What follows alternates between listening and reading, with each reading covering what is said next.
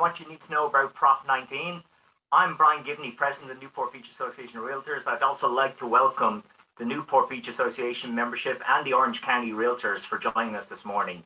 There will be a quick Q&A session at the end of the presentation. Please place your questions in the Q&A field so we can properly address those questions. Sometimes they're put in the chat field and we miss them. The Q&A button is in the bottom of your screen, and we will be sure to ask the presenter your questions at the end. Our speaker this morning is a real estate attorney and a local broker with Villa Real Estate. I'm proud to present our speaker this morning, Mr. Devin Lucas. Good morning. Thank you, Brian, for that. First of all, can you see me or hear me okay? There we go. I switched over. All right, good. So two technical fun things. I did this presentation yesterday and my internet went out. So if my internet goes out again, I'll be back. Just relax, sort of talk amongst yourselves and hang out for a minute. I finished yesterday's conversation on my phone, and if we have to do that today, we will. But knock on wood, we'll see how that goes. So with that fun caveat, let's get right into it. So we're here today to talk about Proposition 19. I'm calling it the dark side of Proposition 19 for two reasons. One is the massive tax hike that we'll get into, but two is that there's a really looming important deadline coming up that I just think a lot of people are not aware of. So this is an excellent opportunity for us all to become aware, and then certainly something I think that your client should be aware of too, if they're interested in taking advantage of the current law before the new tax line. So let's get into it. So what are we going to do? Well, we're going to talk about what is Proposition 19. In order to do that, we need to have just a little bit of a primer on Prop 13 that hopefully everyone's familiar with. Then we're going to talk about what is, or really what was, Proposition 58 and 193, because that's really what's sort of getting eliminated with the new law. We're going to talk about how Prop 19 affects that. We're going to talk about the deadlines, which are February 15th, but really the 11th we'll talk about.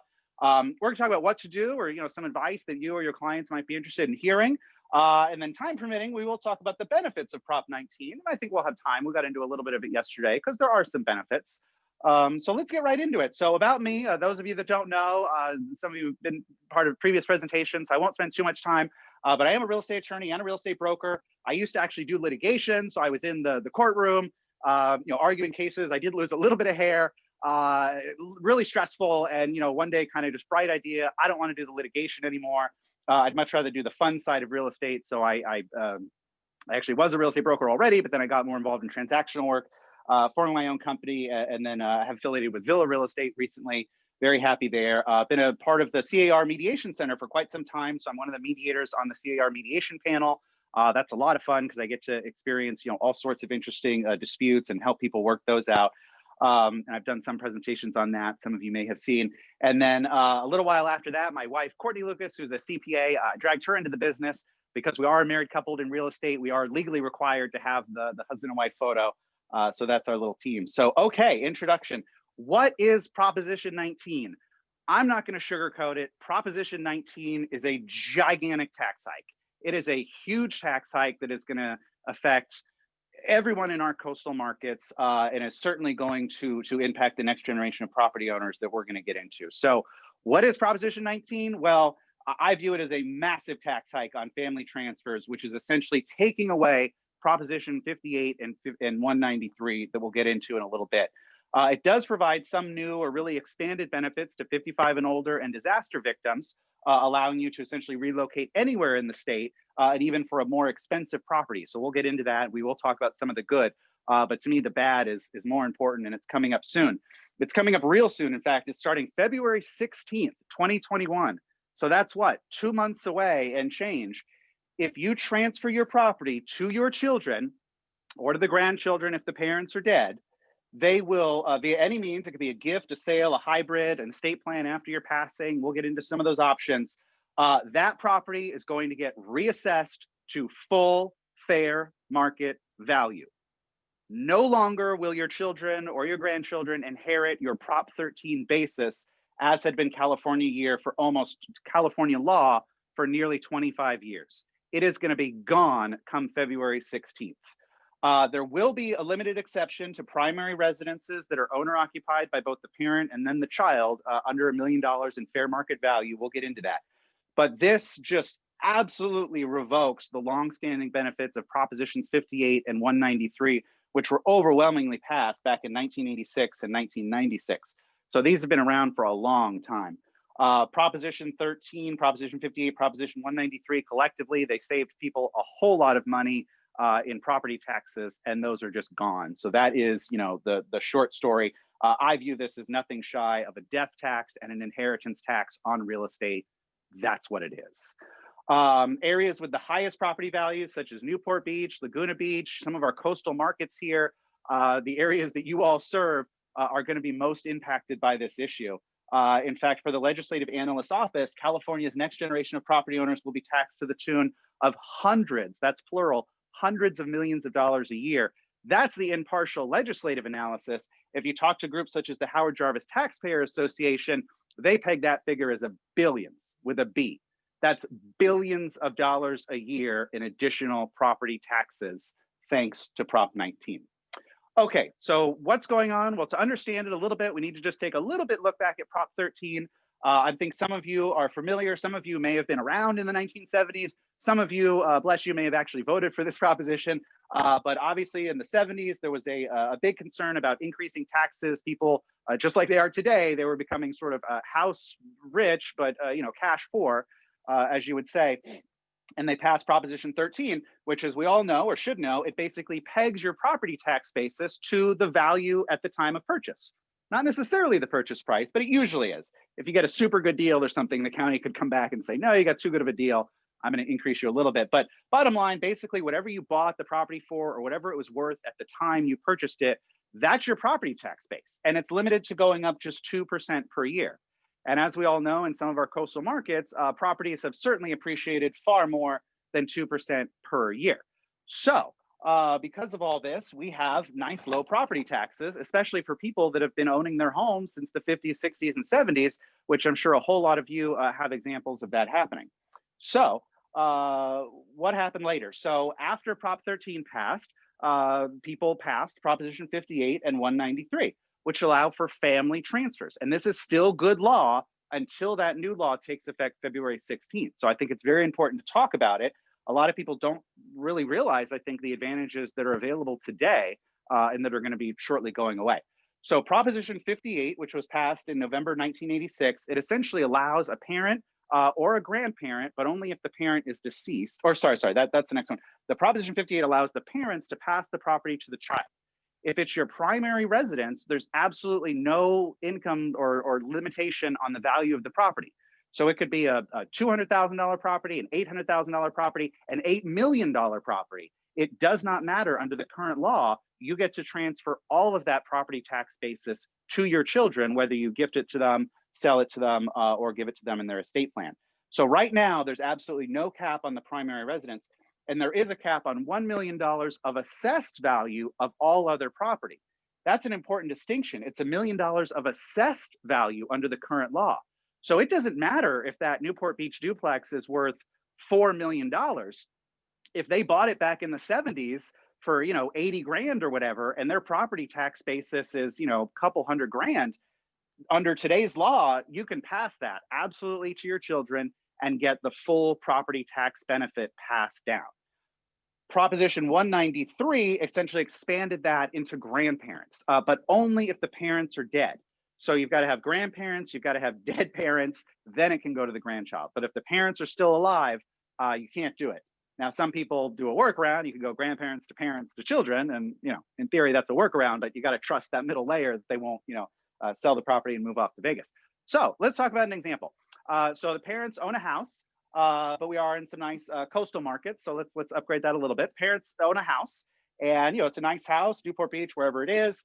They have a family. They start to raise a family one day. Oh, great! I want to leave my property to my children.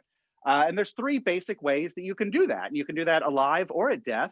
You can do it as a gift. You say, hey, here, take the house, raise your kids here. I can't take it with me, so I want to see you enjoy the property while I live. Very common situation. Cash, you can obviously buy it. You can buy your parents' house. People do that all the time. Sometimes it's for fair market value. Sometimes it's below fair market value. And so you can do sort of a hybrid of a purchase and a gift. In fact, that's a great way. If there's an existing mortgage, you could basically buy it, get your own new loan, pay off the mortgage, and then have the property in your own name. and you can use what's called a gift of equity, the delta that's left of the income. It does have to be reported as a gift on a gift tax return, but there's no tax consequences right now for most estates, given the current law. So anyway, they can buy it, or as we see more commonly, people inherit property at death, right? That's sort of the most common outcome. Certainly for our areas, we see that a lot. So again, to recap, we've got a gift, we've got sale, we've got death. Death is really just a gift at a different time, right? But just instead of gifting it while you're alive, you gift it at death. So these are the three main ways that properties pass between parents and children. So just to recap, Proposition 58 would allow the parent to transfer the property to the child, the primary residence that the parents lived in, absolutely no limit on value. And under the current law, there is no requirement whatsoever that the child live there. So the child could take that property and then turn it into a rental property, or they could move in, or they could sell it, do whatever the heck they want. No requirements whatsoever on what happens at this end. But the parents do have to be living in it. It has to be their primary residence, no limit on value to transfer to the children. Big benefit. We'll get into some of the examples later. Then also, as we talked about with the income property, same thing, up to $1 million assessed value.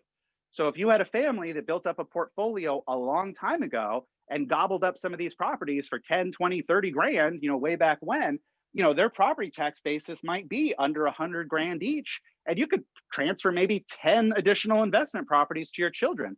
Again, under the current law, it does not matter what the fair market value of these properties are. All that matters is what is the tax basis. And you can find that out by looking on your tax bill, and it says what the assessed value is for property tax purposes. It's also public record. You can look it up online. You can look up anyone's online, but certainly look up your own if you're going to start doing the math on this. So Proposition 193, as we talked about, exact same rules, except it's grandparents to grandchild, and the parents have to be dead. So, the parents have to be dead for that to work. And sometimes that is a hurdle, because sometimes you get families that are estranged and things like that. And it's unfortunate because it does require the parents to be dead. So that's sort of the current law. Fun little fact, people ask me all the time, what about siblings? No, there is no sibling to sibling transfer. There's not under the current law, there's not under the new law. And that gets people in trouble a lot, right? They inherit a property from mom to the two siblings, and then the siblings say, well, let's buy each other out. That actually would trigger a half reassessment, because once you change the title between the two siblings, that's a change in ownership, and you're only then going to get a 50% benefit and a 50% reassessment. So there are some fun workarounds with that.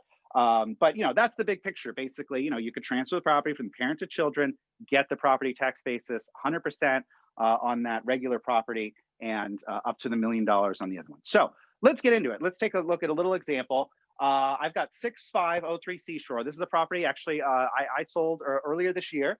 My wife and I were fortunate to work with the estate.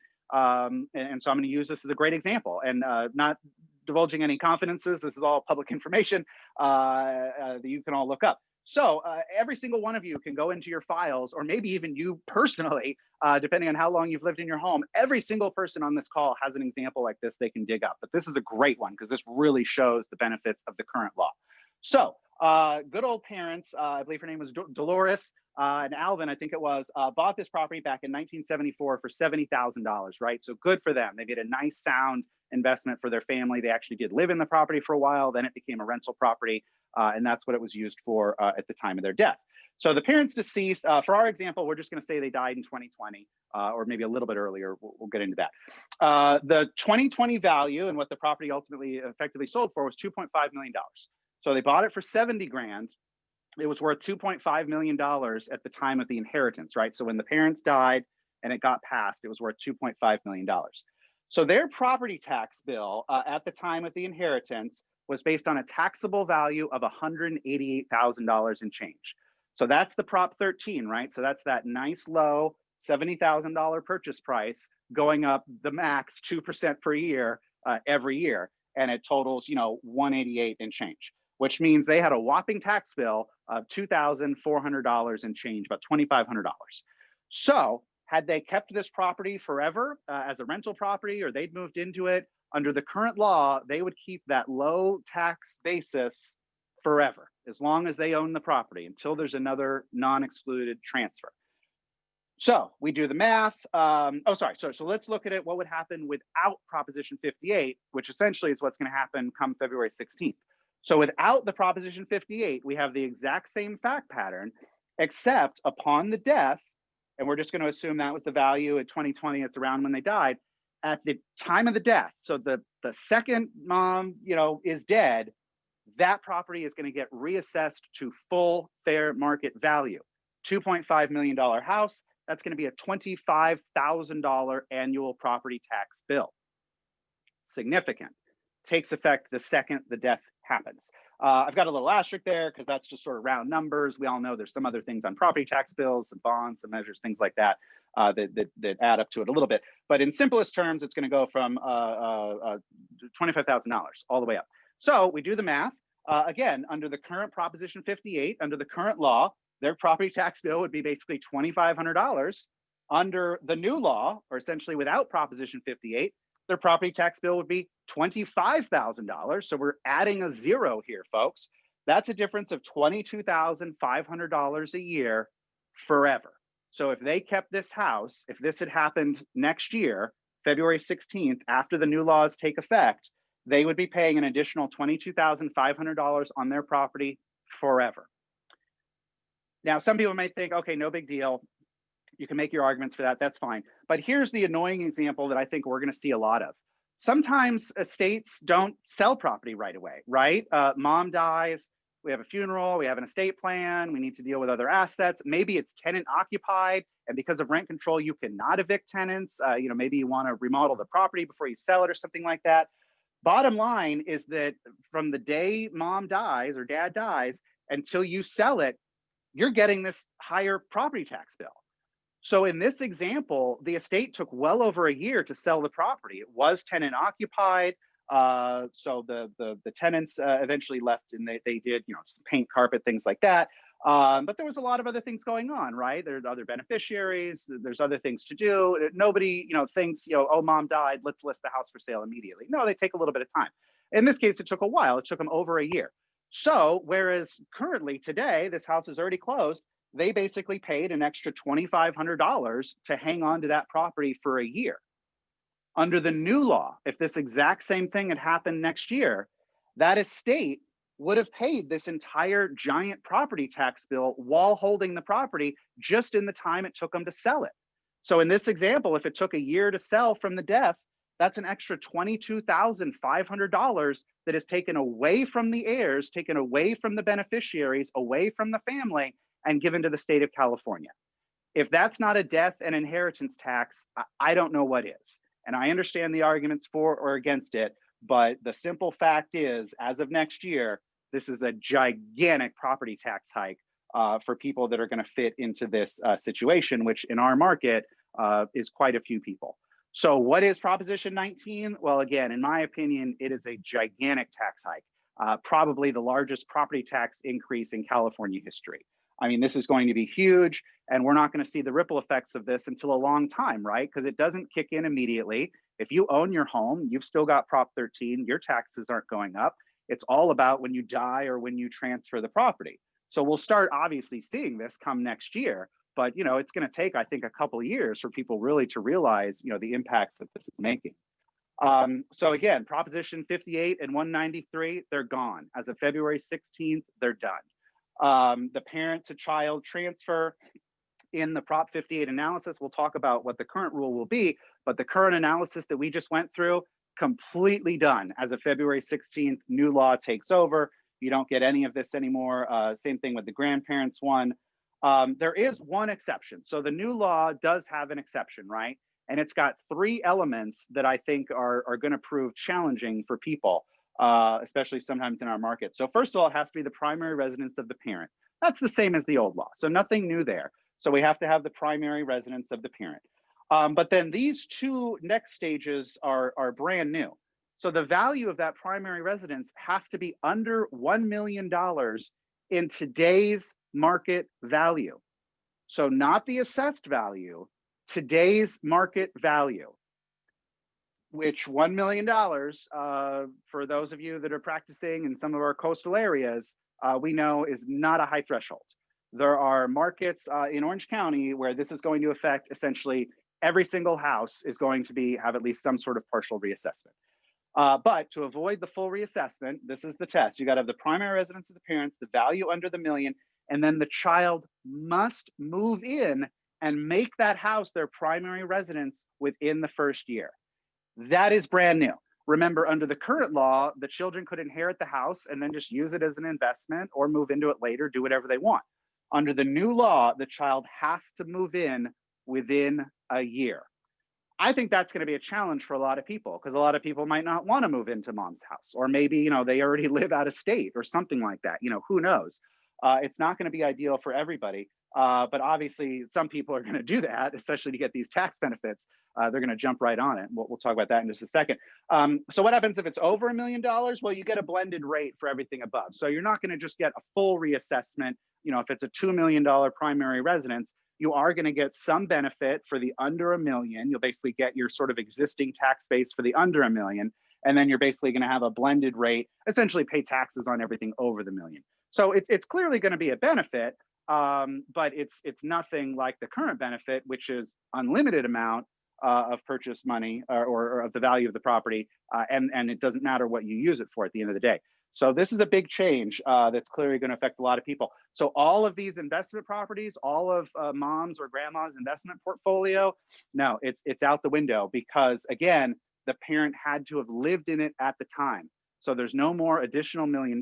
That's all gone. It had to be the primary residence. So anything that wasn't a primary residence, any sort of rental, any sort of vacation home, any sort of vacant land or whatever, it's just unfortunately not going to work.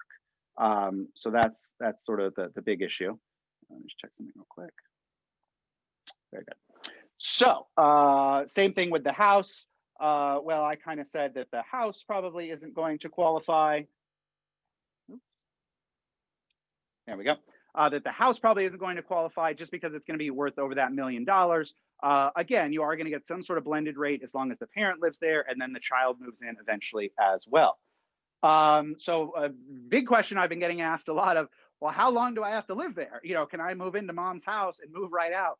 Well, this is going to be a fun one. The law basically very clearly says that you have to make it, well, what it really says is that you have to file the homeowner's exemption on the property within a year. But you peel back the onion on that law, and it basically means you have to make it your primary residence. So, I would definitely be changing my voter registration, changing the DMV, all that kind of stuff. But technically, I don't see anything in the law that says how long you have to do that. So I'm sure we're going to see some people, moving into mom's house and then deciding, this isn't right for me, or the ghost of my mother is haunting me and I want to move out. So I think we'll see a little bit of that as one of the theoretical little loopholes. But again, you're still going to have that $1 million cap. So there's nothing to do about that.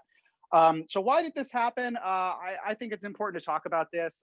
There were two essentially coalitions. If you look up both the Secretary of State website and the Ballotpedia, and I have the sites for all this information on my website that I'll give you the link to when we're done here. But basically, there was a coalition of firefighters, realtors, seniors, disabled homeowners, wildfire victims. And then there was the Yes on 19 tax savings and housing relief for seniors, severely disabled, wildfire victims, sponsored by the California Association of Realtors. Well, that all sounds good, but if we look at the money, we've got about $42 million pouring in to this ballot proposition. We've got about $400,000 against it. Do the math on the disparity of the money that was put into the campaign versus against it. We look at the major donors, California Association of Realtors, $35 million and change, almost $36 million. The National Association of Realtors, $4 million and change, really almost $5 million. Yeah, I guess there was a coalition of firefighters because they put in $100,000. I'm not quite sure what $100,000 into 40 some odd $1 million is, but it's a very tiny fraction. And then they did get a labor union to contribute $10,000 as well. So let's be honest, this is the Realtor Association, right? So the CAR and NAR were clearly the backers of this. California is a blue state to begin with, as we know. So, in all honesty, taxing, wealthy homeowners is probably not the hardest thing in the world. We all saw some of the TV commercials that showed, nurses and firefighters and whatever, we need more tax money. And that's sort of the sell. So, we're way beyond schoolhouse rocks nowadays with how bills become laws. Call me cynical, whatever you want. But obviously it takes money to do ballot propositions. It takes special interest. It takes the legislature, which helps put it on the ballot. You've got the blue state of California with rising taxes already. And, it's not exactly rocket science to figure out, how this comes about and how we end up with a gigantic tax hike in the state of California. So even with all of that money pouring into it, it's still barely passed 51.11% versus the 48 and change.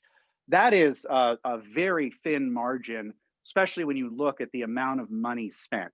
So I think this shows that, you know, some people out there actually did read the bill. Some people out there actually do, you know, have concerns about property rights and you know, aren't in favor of just taxing property owners. But nevertheless, you know, competing with the money and those fancy, fun-looking commercials talking about how we need the money for schools and children and medicine, firefighters, and all that stuff is hard to beat with. So, you know, that's my soapbox on that. But it is the law, and it's going to take, I think, a ballot proposition to undo it. And I don't know if that's going to fly in California, you know, with our kind of current state. So let's get into it and kind of finish this. What's going on? Well, we've got a real deadline. The deadline technically in the law is February 15th, right? The old law lapses on February 15th, but that's very misleading because February 15th is a holiday. That's President's Day.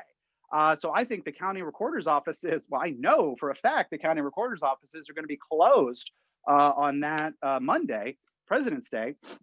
And I'll do you one better, they're going to be closed on the Friday, February 12th because of the President's Day holiday. So in reality, you've got until February 11th to get these things filed.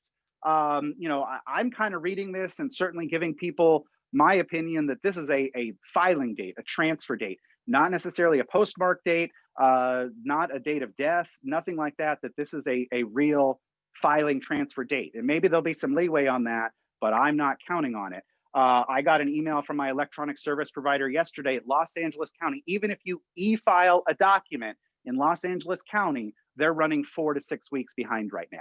So I am going to start getting real nervous about this deadline as people do come to us to facilitate this, which we do, and I'll talk about that in a second. So what to do? Well, I'd be definitely having a conversation with your clients, maybe even your own parents, about considering this transfer before February 11th. So, you know, there's a lot to think about. It's never fun to think about, you know, death and estate planning, and certainly to do it while you're alive, you know, transfer the property is not necessarily everyone's cup of tea. But I think people are definitely going to be looking at that. So let's talk about some of the reasons why you would not transfer the property right now to your children. Well, the biggest example, to be honest, right now we have what's called a step up in basis, the stepped up in basis, the step up basis, call it whatever you want. It's a very favorable tax law that essentially in a roundabout way says it's better to inherit property at death than it is to be given it at life. And I'll try to give a 20-second example there. So going back to my Seashore example where the parents bought it for $70,000, when they died, it was worth $2.5 million. So the IRS for tax purposes basically treats it as if you bought it for $2.5 million.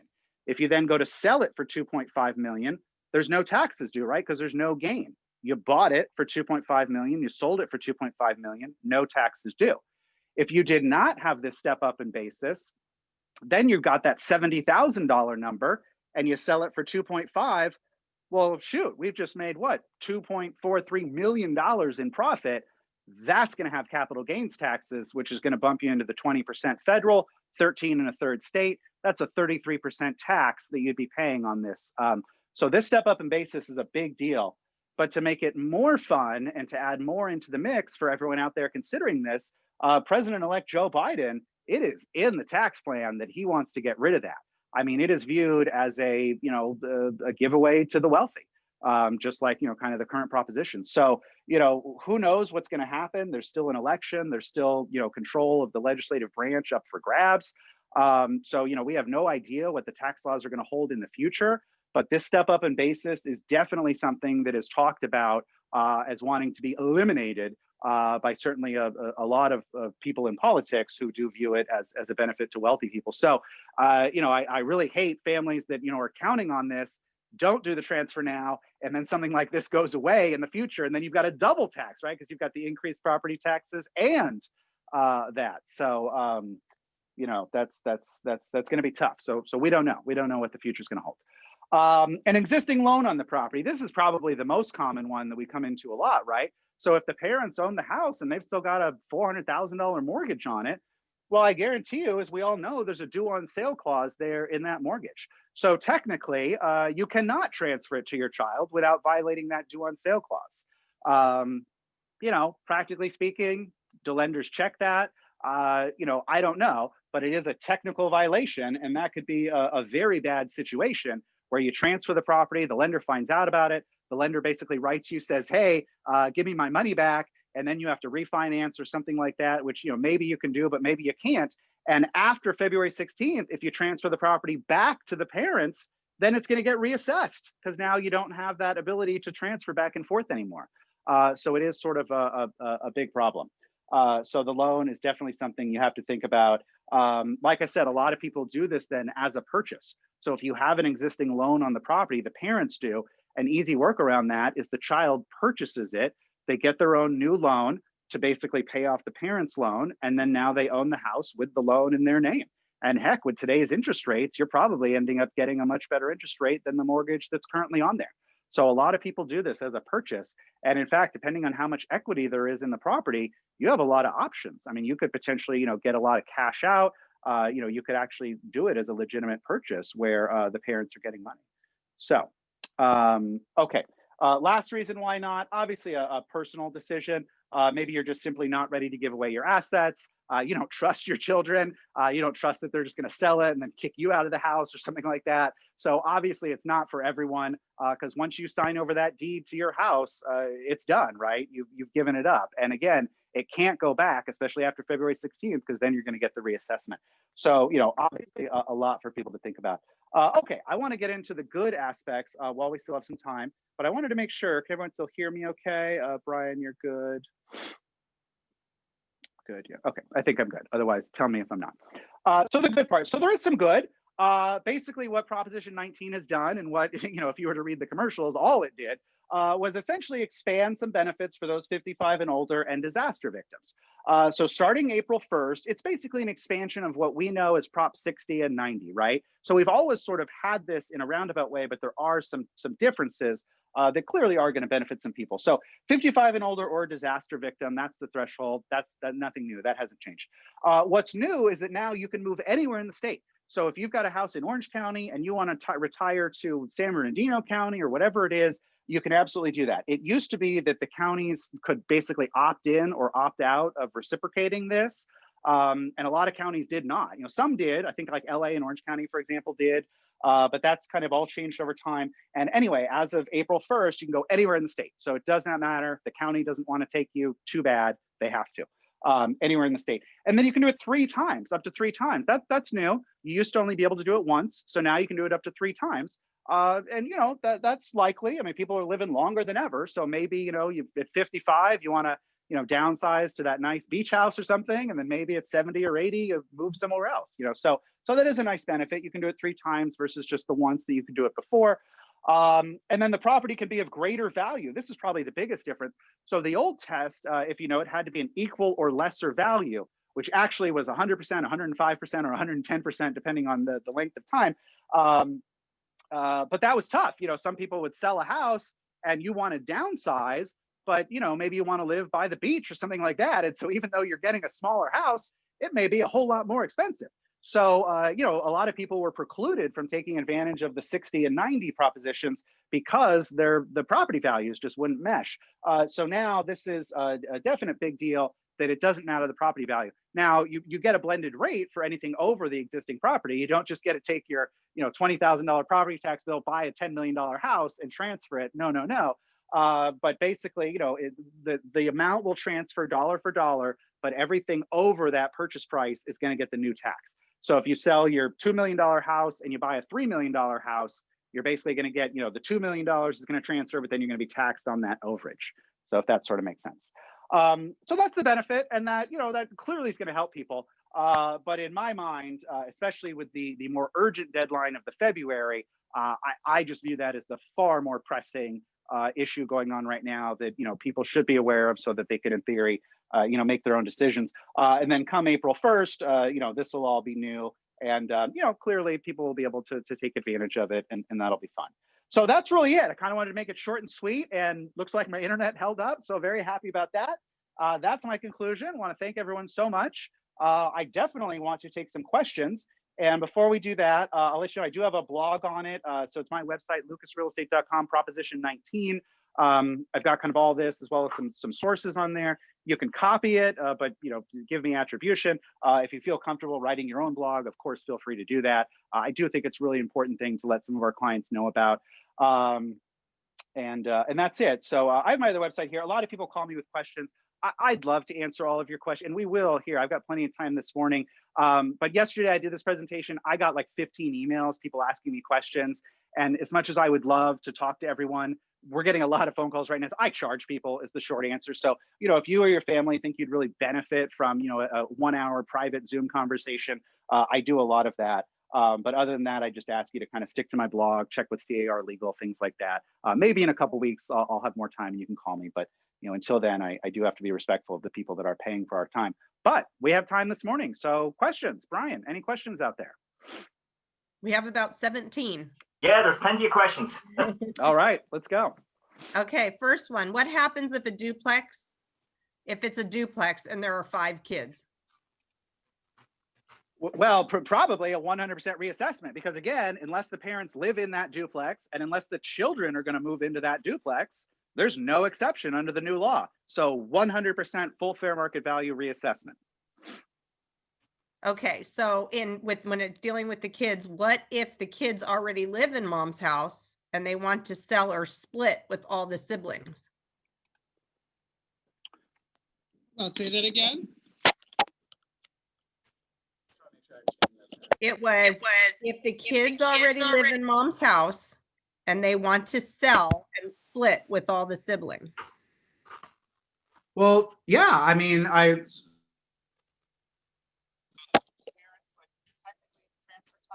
We're not hearing you, Devin. okay, my thing just went up. That's better. I heard you that last time.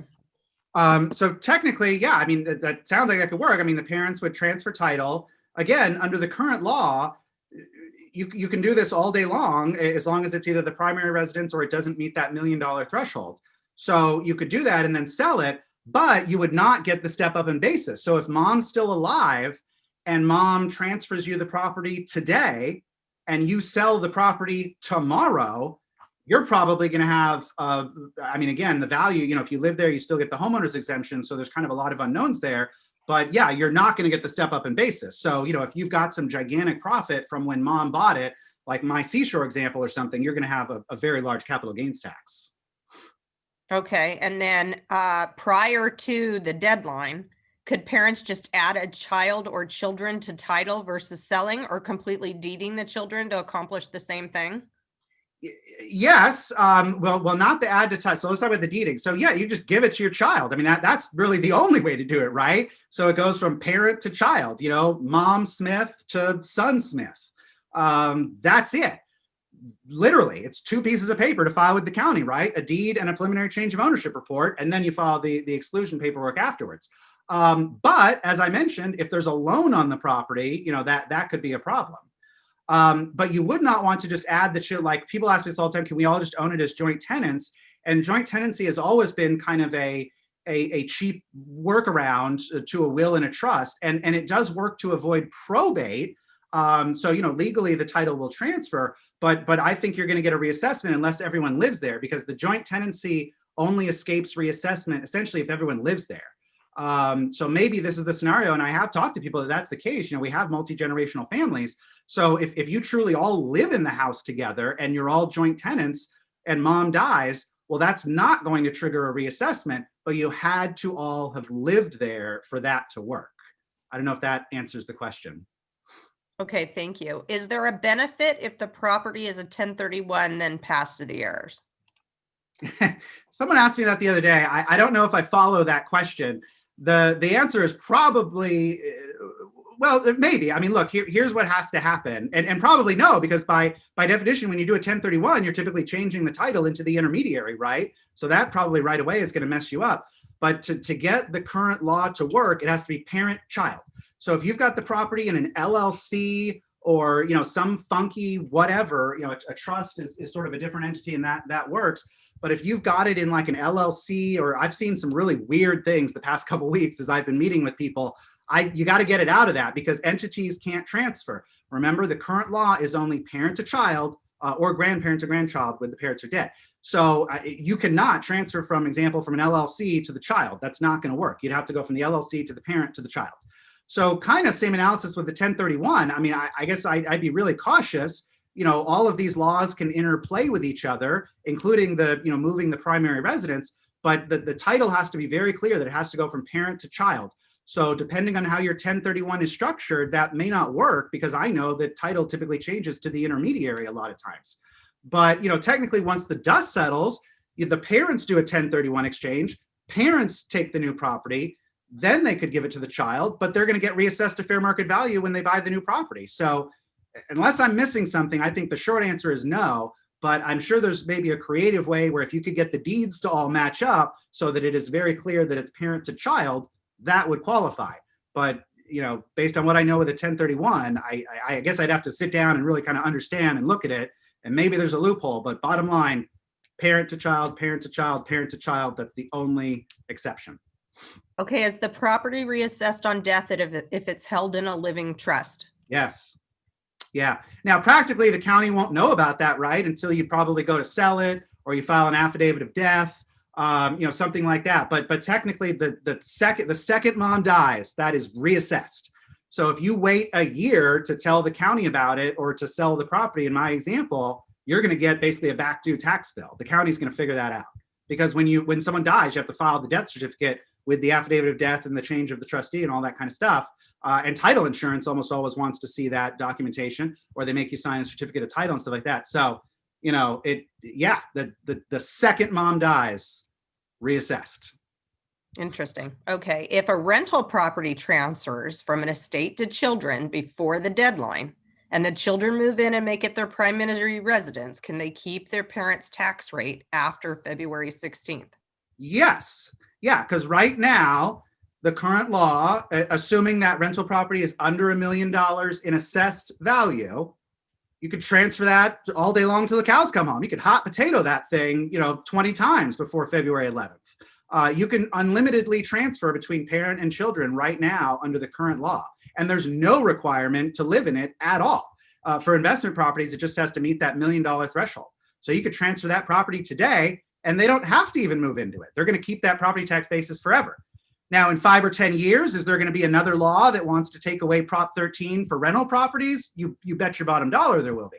But for now, the current law, no, you're good. Transfer that property today. The children are going to essentially inherit that low property tax basis until the law changes.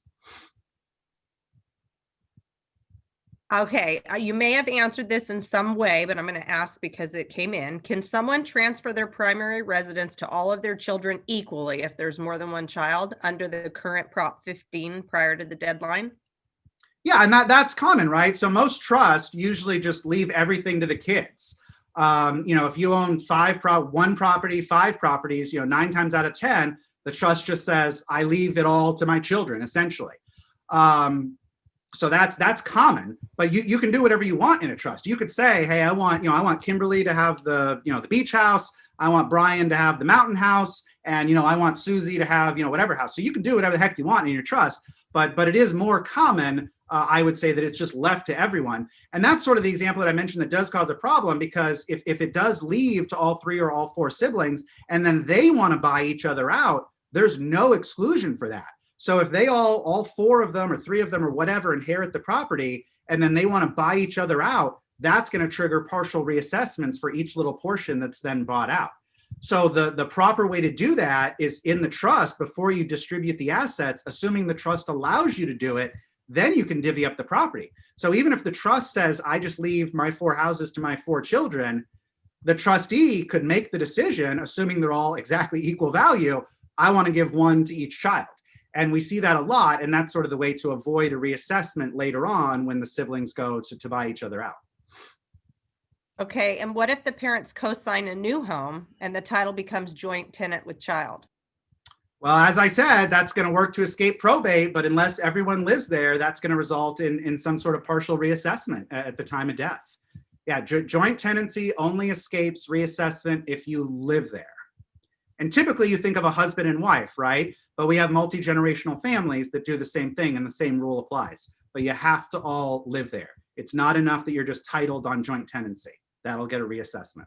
Okay, what if the property is already in a revocable living trust? If it's revocable, you're good to go. You either transfer it directly from the, or wait, irrevocable, not Oh, say the word. Revocable. Revocable. Revocable is the standard type of trust, which basically means as long as you're alive, you can do whatever the heck you want. And that then you can change it. So you could just change it right from the trust to the children, probably, but I would want to review the trust first. And I think the safer route is maybe just to go briefly from the trust to the parent to the child. That way it's nice and clean. When you file that assessment re-exclusion paperwork, hopefully there's no red flags. It's just a cleaner transfer, in my opinion. But assuming the trust says you can do that, you could go straight from the trust to the parent, but it would be cleaner to go trust, parent, child. You'd have to look at the trust. Okay, does Prop 19 apply to non-residential property? Well, I guess the technical answer is no, because basically it's taking away the, wait, what do you mean non-residential, like farmland and stuff like that? Well, there's another question that backs it. How does this affect income properties and or commercial properties? 100% full reassessment. There's come February 16th, there is no exclusion whatsoever for anything other than the primary residence that the parents live in, $1 million cap, transfer to the child that the child lives in. Everything else will result in a 100% full fair market value reassessment. Okay, and if the client has already used Prop 90 transfer, can they sell and use Prop 19 with the low tax base? Yes. So if someone's already moved, come April 1st, you can do it 2 more times, right? So the current law only let you do it once. The new law is going to let you do it 3 times. So I don't think you get 3 new bites at the apple. I'm pretty sure they're going to retroactively still remember that one. But yeah, you're going to get to do it 2 more times. That's my read. Okay, and then let's see. If my investment properties are in a trust and my son keeps them in the trust and manages the property while keeping them in the trust, will the property taxes stay the same? The second you die, they will be reassessed to full fair market value. And as I said, when the county recorder finds out about that is a different question. I mean, I've run into properties where, grandma died 10 years ago and, no one ever bothered to record it. But again, under the current laws, that's irrelevant because we record the exclusion and retroactively they get the lower property tax basis. So there's no past due bill, right? But come February 16th, I could imagine people are going to get enormous past due bills that are in that situation. Grandma died 10 years ago. No one bothered to change title, which happens all the time. And then they realize it, when they go to sell or something, and that's after February 16th. And I think you're toast. I think people are there's going to be some very, very large past due tax bills in those situations that absolutely exist. Okay, sorry, I just hit the button before I actually asked the question, which doesn't help us. Okay, so let me scroll back down. There's quite a few here. Let's see here. If dad moved to a rest home for 2 years and then died in August of 2020, sorry about your loss, do kids get the step up? Yes. I guess there's a technical nuance to that. It depends the primary residence. And if he was living in that rest, but typically like when you move into end of life care, you still retain your primary residence. But that is sort of a technical question. So I guess I'd give a little bit of a caveat on that. But in theory, as long as it was still well, wait a minute, it didn't matter, right? So it didn't matter if it was his primary residence or not under the old law. This already happened, right? Dad already died. So yes, presuming the estate, left it to the children, they're good. I would just make sure to get that filed before February 11th. Okay, there's kind of another person asked something similar. Dad dies in a nursing home after just moving from his primary residence. Primary residence is still vacant. Does primary residence still count as primary residence if dad wasn't actually living in it at the death? Yeah, there is like a special test when it comes to all that like end of life stuff. And to be honest, I don't know all of that off the top of my head. But the short answer is yeah. I mean, especially if someone gets carted away to a home and dies a week later, there's no question there. But, if they were living in some retirement community for 5 years before they died, there's obviously some line And I just honestly don't know exactly what that is. But it's a test that's out there. And again, under the current laws, it really doesn't matter unless you're talking about that over the $1 million assessed value.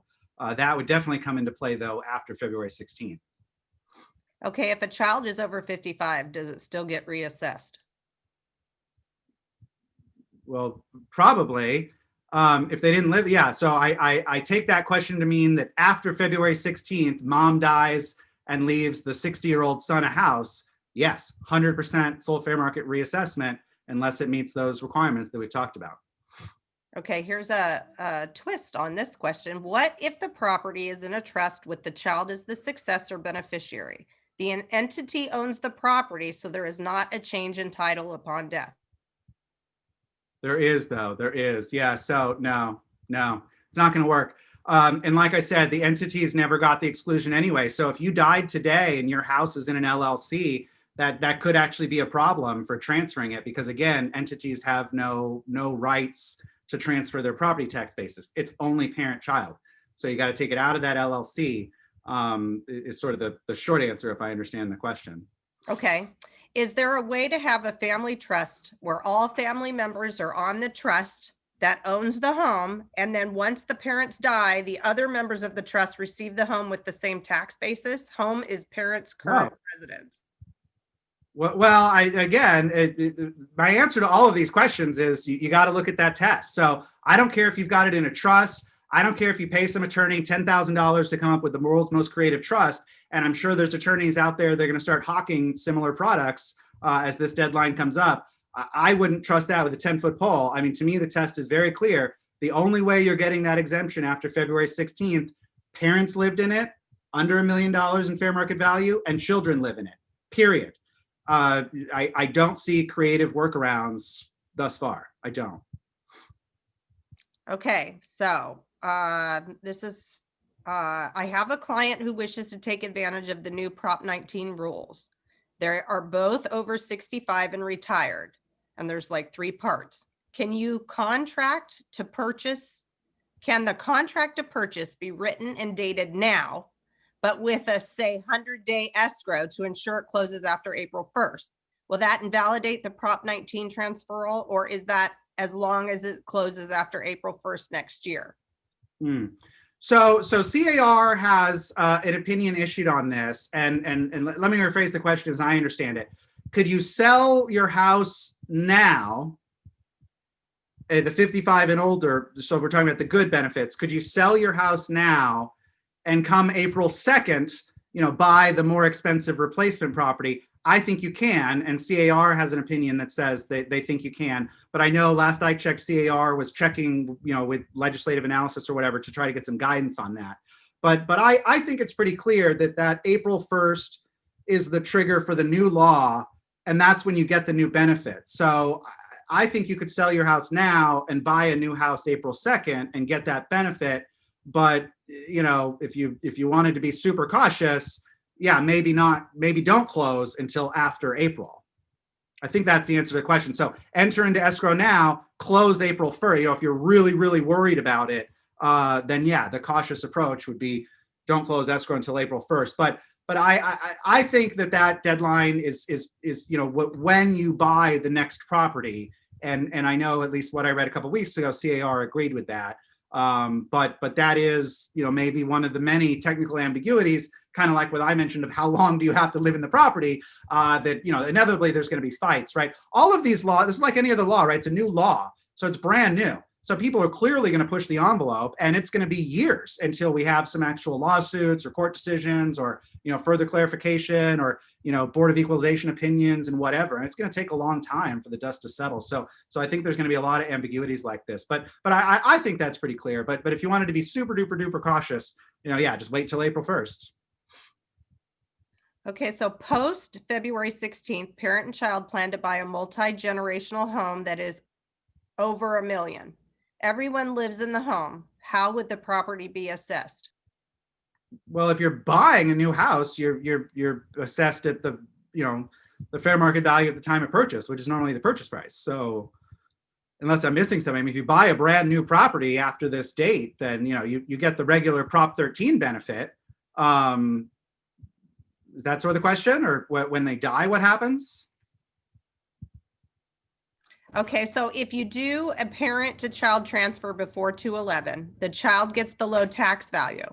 Is there also a step up value to market for an eventual sale? Well, no, so you would lose the step up in basis, and that's kind of the whole catch-22. So if you transfer that property today as a gift while the parent is still alive, you're going to get the nice low property tax basis, but you are not going to then get the step up in basis. So if that child inherits the property today and then sells it tomorrow, they're probably going to have a gigantic capital gains tax because they will have been deemed to bought it for that lower value. So in my Seashore example, where the parents bought it for 70 grand and sold it for 2.5, if the parents had transferred that while they were alive to the child at 70 grand value, and then the child sold it for 2.5, that child is paying enormous capital gains taxes. So, that's why some people are not going to do this, because if you know for a fact you're going to sell the property when mom dies, then I'd probably be far more hoping that the step up in basis stays intact. Now, again, that may go away. We don't know what the future holds, but I literally just had this conversation with a family last night, and their plan is absolute. The second mom dies, they're selling like 5 investment properties. And, then it's like, well, you're probably far better off hoping that the step up in basis stays intact, because that's going to be way better off for you capital gains wise versus the property tax savings. So that is a difficult decision. If you know you're going to sell the property shortly, I probably wouldn't touch it, but that's a personal decision. You've got to kind of weigh those risks. Okay, I have a client who just did this, and they needed this to state the current market value, and they are going to pay rent to the kids. Was this necessary? P.S. Home value is 4.5 million. So I've gotten a lot of questions about rent, and I talked to another attorney about this. So let me give you probably the safe attorney answer. So if parents gift the child the house, but the parents stay living there, right? You can do that. It's legal. It's no problem with that. But technically what's happening now is the child owns it. The parents are now getting free rent. And that basically is a gift. So now you've got the child essentially gifting the parents money every year in the form of free rent. So if you really wanted to dot the I's and cross the T's, you'd have a lease agreement. It says $0, doesn't matter. And then the child would essentially have to report that on his tax return or her tax return every year, showing that you gave the parents a gift of, whatever the fair market rental value would be. And there's no problem with that, because right now the current tax laws allow like $11.5 million per person as an exemption on the gift tax.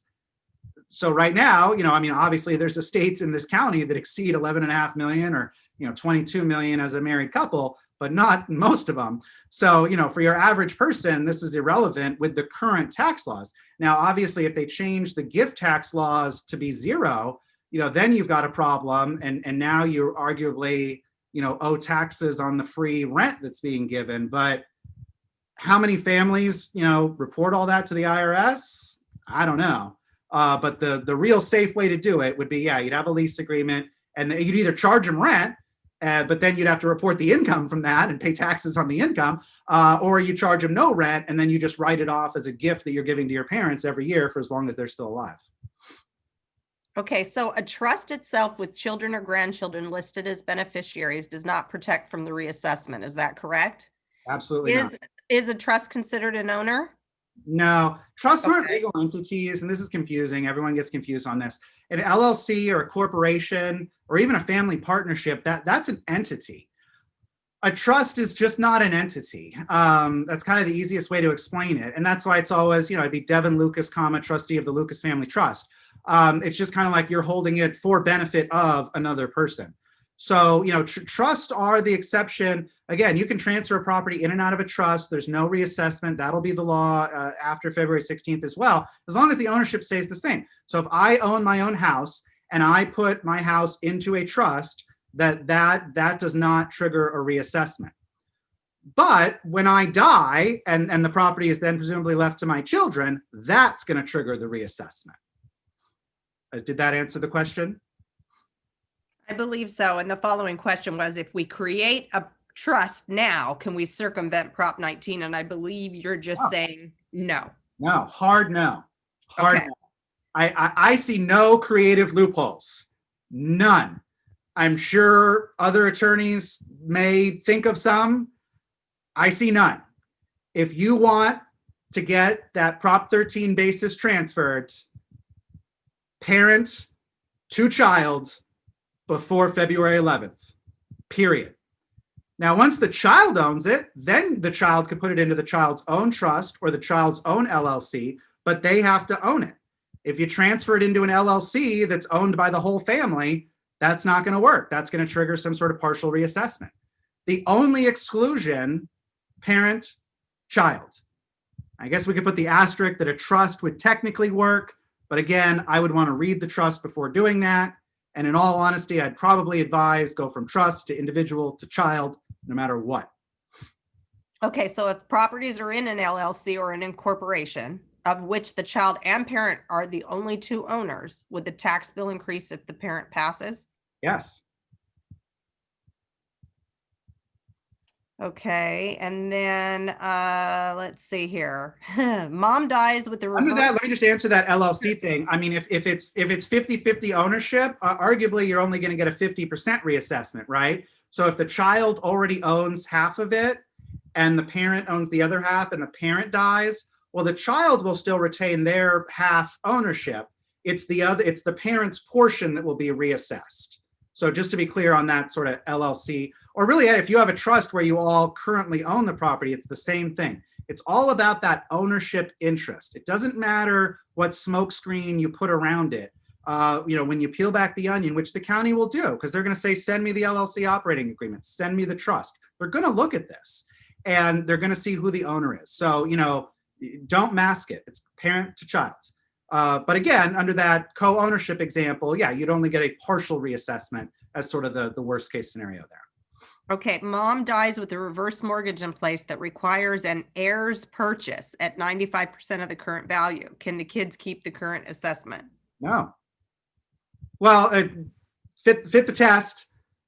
Parent lived in it at time of death. Children are going to move into it. $1 million limit, blended after that. Same test, nothing changes. Okay, I believe we have a question. To be clear, on the new purchase, using your slide, the amount to use this slide is a maximum 1 million, correct? Say the question again. It reads, to be clear, on the new purchase, using your slide, the amount to use this slide is maximum 1 million. Is that correct? I don't understand the question. Paul, if you'd like to maybe rephrase your question, we can ask properly. I have a hand up from a Ken Carpenter. I'm going to unmute him and let him ask his question. Live Q&A. Ken Carpenter, if you'd like to unmute yourself, you're available to talk.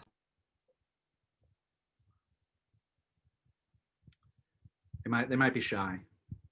Okay, well, we'll wait and see if he pops in. If a property is under 1 million, is it better to transfer to keep Prop 13 or leave as joint? I'm sorry, it says Yensink, which I'm not sure what that is. I assume that's a question about joint tenancy. Again, joint tenancy is a easy workaround to having a formal trust document, and it does work to avoid probate.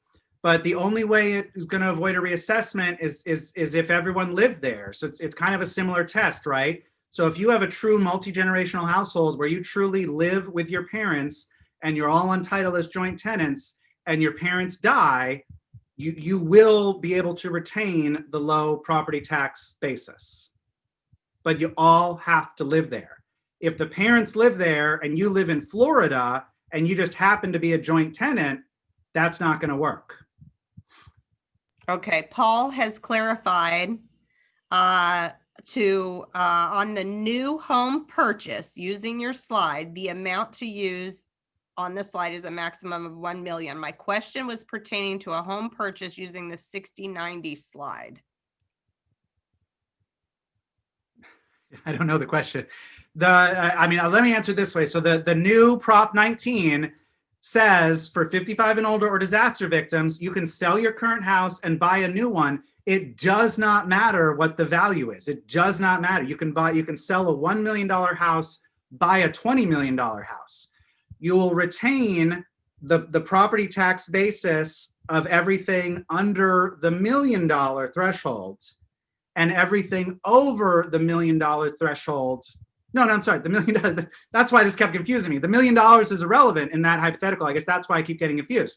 So if you sell your house and buy a new, more expensive one, you're just going to get a blended rate for anything above the sale price. So if you sell your house for $1 million and you buy a $2 million house, you're going to pay full taxes on that $1 million plus basically whatever you were paying on the original portion. I don't know if that clarifies it. Okay, So there's no $1 million involved when it comes to the Prop 90, 60, 19 aspects. He says that's perfect. Awesome. Okay, so can a buyer purchase the replacement property prior to selling the departing property? And can the purchase of the replacement property happen prior to April 1st, as long as the purchase or sale happens within the year? Yeah, probably. So you've always been able to do it backwards, right? And that'll be the same law. So you can actually buy a replacement property first and then sell your old house within 2 years. So that was always the law and will remain the law. So I guess it's that same kind of question about that April 1st deadline. I view it, and I think the CAR publication views it as, no, you're good to go as long as the basically the dust settles after April 1st, you should be fine. I think that's a safe reading of the law. But again, if you wanted to be really, really, really safe, just wait till April 1st to do both aspects of it. Okay, here's a good one. How soon must they start the transfer now in order to meet the February deadline? So that I am making no guarantees, because you can get it to the county recorder and that's all you can do. And it is going to be a big problem, because I know, for example, Alameda County, LA County, I know they're shut down again. Yeah, they're working remotely, but you can't go to the filing window. So there's no physical ability to walk into the filing window and get that filed stamped. So you either mail it in and then you're sitting, on the desk of, Lord knows how many others, or you can electronically file. All of you probably have title company representatives that might be able to help you with that. But don't wait until February 10th. But here's the thing, even when you electronically file, I can electronically file. And I think I mentioned this at the beginning of the outset. I got a notice from my e-file company that said LA County is 4 to 6 weeks backlogged on e-files. E-file. So if I mail it in, God knows how long it's going to take. Even if I electronically file it today, LA County is taking 4 to 6 weeks. So that's a big problem. So I sure as heck am not taking any case on February 10th where someone wants to transfer by February 11th. Maybe if coronavirus magically goes away, the county's back open and you can walk into the county recorder on February 11th and get a filed stamp, maybe. But if you've got to mail it in, or even if you've got to e-file it, my answer is do it as soon as humanly possible. Okay, if parents pass and occupied as primary under $1 million, there are 2 siblings and only one of the siblings moves in, do they keep the base? Ooh, probably not. You might get a blended rate then. That's a good one. That's a new, unique one. I don't think I've gotten that question yet. I think, I would tell you the worst case scenario is that you basically get 50% reassessment. You'd keep 50%. But I don't know. I wouldn't risk that. I mean, to me, again, it makes clear that whoever's being gifted the property has to live in it. So I could see the county assessor taking the position that, well, hey, if Bob and Susie were gifted the property, but only Bob moved in, you don't meet the requirement. And heck, maybe you get maybe you don't even get the half reassessment in that hypothetical.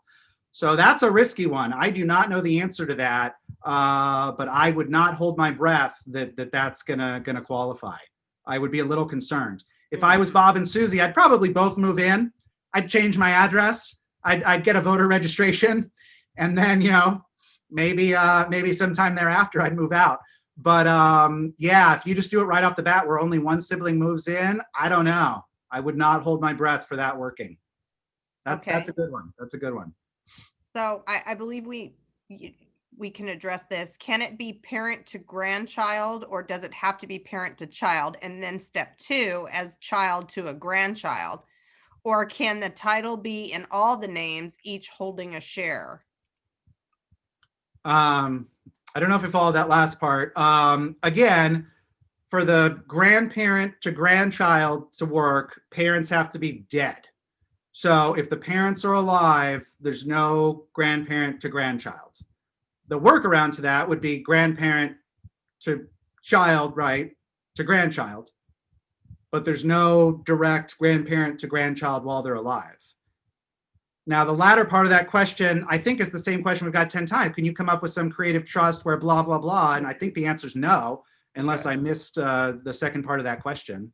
Can you recommend a Medi-Cal attorney? Parent has Medi-Cal insurance. Parents can't gift property before they die per the guidelines as far as they know. Yeah, I've had that come up. And I don't know all the ins and outs of that, but yeah, I know that if you, I think there's like a 5-year look back or something like that, so that you're in trouble. And I don't have an attorney recommendation for that. So I would Google, yeah, it's certainly Medi-Cal attorney. There's lots of, I don't even know if you need an attorney per se. You know, there are some legal aid type groups and things like that, and some Medicare, Medi-Cal assistance programs. In other words, there might be someone you could easily ask that question to other than an attorney. But you know, if you did want an attorney, then yeah, I'd have to look up someone in that specialty. I don't know. I feel bad saying it. It doesn't come up as often in our market, but I have seen that come up a couple times, and I know there are some significant restrictions once you go on that program for sure. Okay, if a spouse dies and the other spouse stays in the home, is there a reassessment? No. Okay. Assuming they both own it as joint tenants. Or even tenants in common, as long as they live together. So in your 9 times out of 10 in your normal situation, husband and wife live there, they own title together, or they own it in a trust or something. If one dies, yeah, it does not get reassessed as long as it's correctly, as long as the title is correctly held, either in a trust or as like joint tenants, it's community property with right of survivorship, something like that. Okay, and is there also a one-time $1 million transfer per person allowed for a residence in addition to the 11+ million lifetime and annual gift allowance? Not that I'm aware of. So that's a question about federal gift tax, and my understanding is, yeah, it's like $11 million in change right now. I'm not aware of anything in addition to that. Okay, But if someone sells their home for $600,000 and their property tax is $4,000 and buy a home for $1.3 million, what would their property tax be with Prop 19? You'll have to get out a calculator to figure that out. But it's going to be if they move their property tax to the new home, how do they calculate that? Well, there's a simple formula, and I'm not going to bust out a calculator right now, but basically they sold it for 600 grand. Was that the hypothetical? Yes, and bought for 1.3. Okay, so that's a $700,000 difference, right? If I'm doing the math right. So that 700 grand is going to get fully reassessed, right? So that's at least a $7,000 tax bill.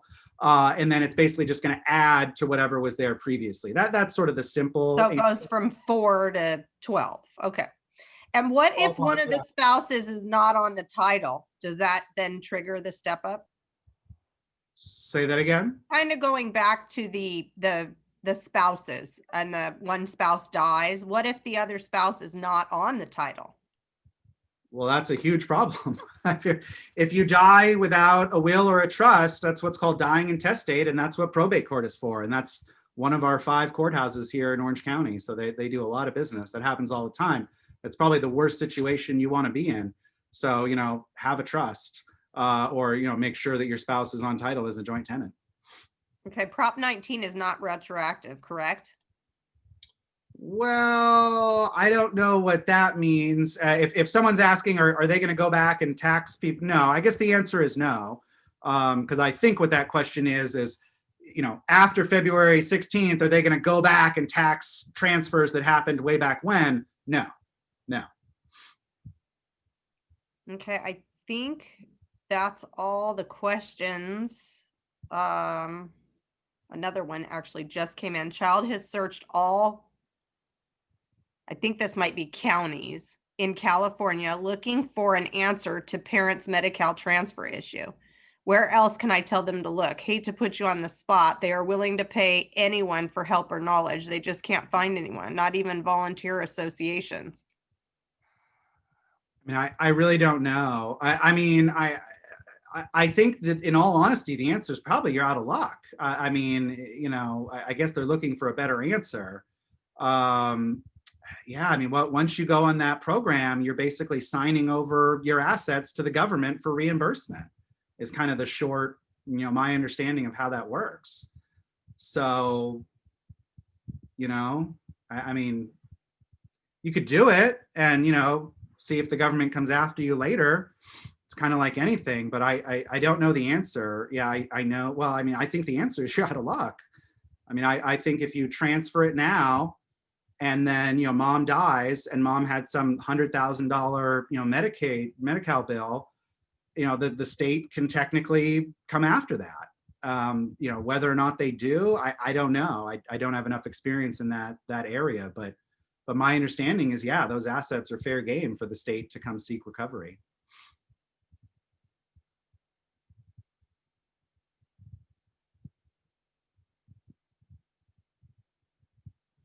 Brian? I think he might be frozen. I think that's, I think we've answered. Oh, there he is. That's the end of it there. And you really, I'm having that internet problem again. Sorry about that, guys. That's okay. That was me yesterday. I'm glad mine went through the whole time. Well, I mean, if there's any more questions, I know I can see people kind of dropping off, which is totally fine. So, you know, again, I'll stay and answer some more questions if there are some. I just want to thank everyone that was here today. And, you know, I know it's a lot of information. Like I said, CAR has a handout on it. CAR's handout really does emphasize a lot of the good benefits. So, you know, if you do have questions about these, the good benefits, I know CAR's got a good handout on that. It's a little skinny on, you know, the tax hike aspect, but it does kind of explain it a little bit. I have the blog here. I do consultations for the normal stuff. I know there's lots of other attorneys and estate planning attorneys out there that are obviously getting their heads wrapped around this. So, you know, there's plenty of information, but, you know, the reality is it's a new law. And so, you know, there's going to be some unknowns, and that's just the fact with any new law. So with that, you know, thank you so much, everyone. And if there's any more questions, happy to hang out a few more minutes. All right, Devin, and also the board here, we really appreciate all your help and amazing information, and definitely appreciate it. Thank you. Thank you. Well, good. Kimberly, anything else? Devin, there are some questions. If you want your co-host, you can go into the Q&A field if you'd like. Some of them I didn't. Yeah, I see a ton, so I don't know. Yeah, and there's still some coming in. So if you want to keep going, you can go right ahead. But for everyone else, thank you so much for joining us this morning. Yeah, I'll ask you, why did this not require a 2/3 majority? Well, it was a ballot proposition. It was a constitutional amendment. So this literally changed the California Constitution. That's how ballot propositions work. So, you know, you get enough money to get signatures, you can get anything you want on the ballot. And